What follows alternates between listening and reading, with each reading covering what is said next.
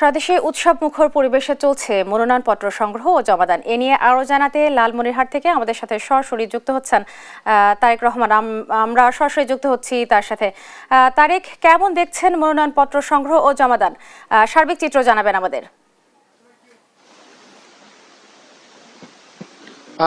সারা দেশের ন্যায় ত্রয়োদশ নির্বাচনকে সামনে রেখে কিন্তু আজকে মনোনয়নপত্র সংগ্রহ এবং জমাদানের শেষ তারিখ, এবং সেই ধারাবাহিকতায় কিন্তু সকাল থেকে লালমনিরহাটের 5 উপজেলার 3 আসনেই আসলে প্রার্থীরা মনোনয়নপত্র জমাদান শুরু করেছেন, এবং এরই মধ্যে লালমনিরহাট 1 এবং লালমনিরহাট 2 আসনে 6 জন প্রার্থী তাদের মনোনয়নপত্র দাখিল করেছেন। তবে লালমনিরহাট 3 আসনে সকাল থেকে এ পর্যন্ত কিন্তু একজন প্রার্থীও তাদের মনোনয়নপত্র দাখিল করেনি। তবে আমরা খবরে দেখেছি লালমনিরহাট 3 এর এই আসনে বিএনপির সাংগঠনিক সম্পাদক এবং লালমনিরহাট জেলা বিএনপি সভাপতি অধ্যক্ষ কাজল হাবিব দুলু দুপুরের পরপরেই আসলে মনোনয়নপত্র দাখিল করবেন। এছাড়া জাতীয় পার্টির প্রার্থীও দুপুরের পরপরেই কিন্তু তাদের মনোনয়নপত্র দাখিল করবেন। এছাড়া ছোট ছোট স্বতন্ত্র প্রার্থী এবং বিভিন্ন যে রাজনৈতিক দলের প্রার্থীরা রয়েছে তারাও কিন্তু মনোনয়নপত্র আসলে দাখিল করবেন দুপুরের পরে। আমরা খবরে দেখেছি লালমনিরহাট জেলার 5 উপজেলার যে 3 আসন রয়েছে, লালমনিরহাট 1, হাতীবান্ধা এবং পাটগ্রাম, এই আসনে আসলে 10 জন প্রার্থী মনোনয়নপত্র সংগ্রহ করেছেন এবং তারা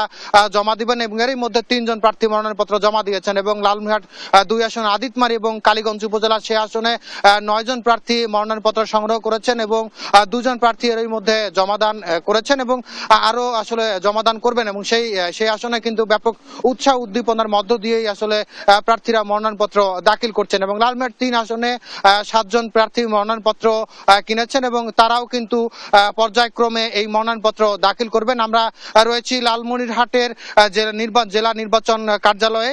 জেলা নির্বাচন কার্যালয়ের প্রধান রিটার্নিং যে কর্মকর্তা রয়েছেন তার কার্যালয়ে কিন্তু আসলে এই মনোনয়নপত্র গুলো জমাদান আসলে শুরু হবে। সব মিলে যদি বলতে চাই যে নির্বাচনকে ঘিরে কিন্তু ব্যাপক উৎসাহ উদ্দীপনার মধ্য দিয়ে লালমনিরহাটের তিনটি আসনেই আসলে মনোনয়নপত্র জমাদান শুরু হয়েছে, এবং আজকেই কিন্তু শেষ দিন, যার কারণে কিন্তু আমরা দেখতে পাচ্ছি যে নির্বাচন কার্যালয়ে প্রার্থীদের সমর্থকরা বা প্রার্থীর যে লোকজন রয়েছে তারা কিন্তু ভিড় করতে শুরু করেছেন, এবং আইন শৃঙ্খলা বাহিনীর ব্যাপক কিন্তু সরব উপস্থিতি আমরা দেখতে পাচ্ছি।